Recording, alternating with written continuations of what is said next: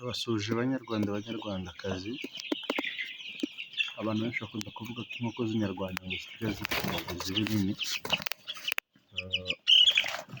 Izi nkoko mureba ni inkoko zifite iminsi 16.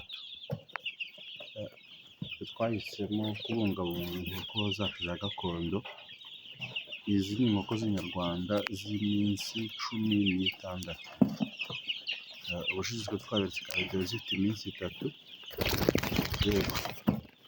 Izi rero ni inkoko z'icyororo cyiza z'ikinyarwanda, icyororo kitarimo amacugane, icyororo kitarimo imirire mibi, kugira ngo tubereke uburyo inkoko z'iminsi 16 ziri kungana. Muze kureba kuri video zacu, murabona aho twazifotoye zifite iminsi 1 ndetse n'3.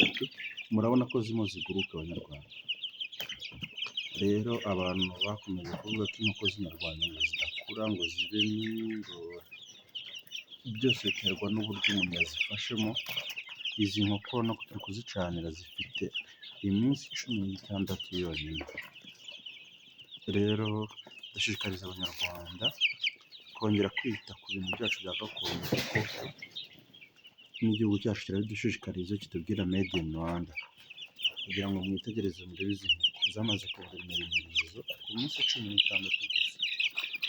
Ariko byose bituruka ku uburyo umuntu azirera, uburyo zifata, imigaburire yazo, byose murebe namwe.